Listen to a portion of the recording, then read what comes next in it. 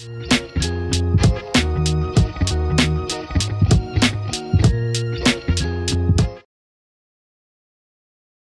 Tubes అంటే ఏంటి? Fallopian tubes యొక్క ఇంపార్టెన్స్ ఏంటి? అండ్ ఈ ట్యూబ్ బ్లాక్ అవుతే ప్రెగ్నెన్సీ రాదా అనే దాని గురించి డిస్కస్ చేద్దాం. సో ఆడవాళ్ళకి గర్భసంచి 2 వైపులా ట్యూబ్స్ అనేవి ఉంటాయి. ఈ ట్యూబ్స్ అండాశయానికి గర్భసంచికి మధ్యలో ఉన్న కనెక్షన్ అన్నమాట. సో ప్రతి నెల ఆడవాళ్ళకి అండాశయం నుంచి ఎగ్ పెరిగి ట్యూబ్ లోకి రిలీజ్ అవుతుంది.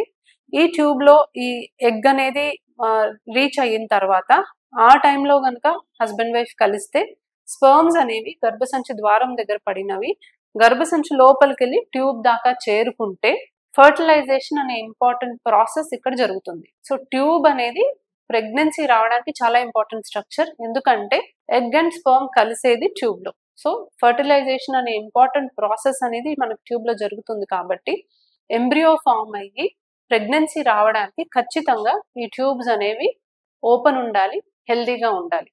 ఏదన్నా కారణం వల్ల ఈ ట్యూబ్ కనుక బ్లాక్ అవుతే, ఒకవేళ 2 ట్యూబ్స్ బ్లాక్ అవుతే మాత్రం ఇంకా ఎగ్ అండ్ స్పర్మ్ కలవడానికి అవకాశం ఉండదు. వీళ్ళకి న్యాచురల్ గా ప్రెగ్నెన్సీ వచ్చే అవకాశం ఉండదు. కాబట్టి వీళ్ళకి టెస్ట్ ట్యూబ్ బేబీ సజెస్ట్ చేస్తాం. బట్ ఒక ట్యూబ్ ఓపెన్ ఉంది, ఒకటి బ్లాక్ ఉంది అంటే వీళ్ళకి స్టిల్ ప్రెగ్నెన్సీ న్యాచురల్ గా వచ్చే అవకాశం ఉంది. కాకపోతే ఎటువైపు అయితే ట్యూబ్ తెరుసుందో అటువైపు అండాశయం నుంచి ఎగ్ రిలీజ్ అయిన మంత్ లోనే వీళ్ళకి అవకాశం ఉంటుంది. ఎటువైపు అయితే వాళ్ళకి ట్యూబ్ బ్లాక్ ఉందో అటువైపు ఎగ్ రిలీజ్ అవుతే ఆ మంత్ లో వాళ్ళకి ప్రెగ్నెన్సీ వచ్చే అవకాశం ఉండదు. సో ఒక ట్యూబ్ బ్లాక్ ఉంటే వీళ్ళకి న్యాచురల్ గా ప్రెగ్నెన్సీ వచ్చే అవకాశం ఉంటది. కానీ 2 ట్యూబ్స్ ఓపెన్ ఉన్న వాళ్ళతో పోలిస్తే అవకాశం అయితే తగ్గుతుంది. సో ట్యూబ్స్ అనేవి చాలా ఇంపార్టెంట్ స్ట్రక్చర్. బేసికలీ ప్రెగ్నెన్సీకి సంబంధించి మనకి ట్యూబ్ అనేది హెల్దీగా ఓపెన్ గా ఉంటేనే అది పాసిబుల్ అన్నమాట. సో ఈ ట్యూబ్ ఎందుకు బ్లాక్ అవుతుంది అనే దానికి వస్తే, ఎక్కువ శాతం ట్యూబ్స్ ఇన్ఫెక్షన్స్ వల్ల బ్లాక్ అవుతాయి.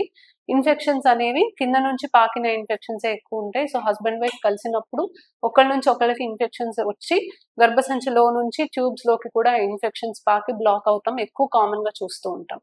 ఇది కాకుండా కొన్ని సార్లు ఎండోమెట్రియోసిస్ అనే కండిషన్ లో అతుకులు ఏర్పడతాయి. అతుకుల వల్ల ట్యూబ్స్ బ్లాక్ అవ్వచ్చు. అతుకులు అనేవి ఇంతకుముందు సర్జరీస్ అయిన వాళ్ళల్లో కూడా ఏర్పడి అది ట్యూబ్స్ అనేవి బ్లాక్ అవ్వచ్చు.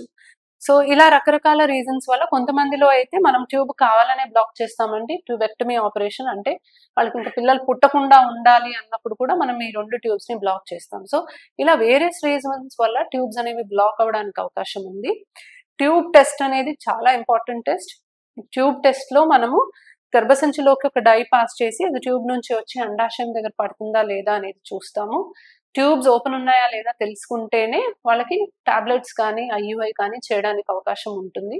2 ట్యూబ్స్ బ్లాక్ ఉంటే మాత్రం వీళ్ళకి ఐవీఎఫ్ ఒక్కటే ట్రీట్మెంట్ ఆప్షన్. Thank you.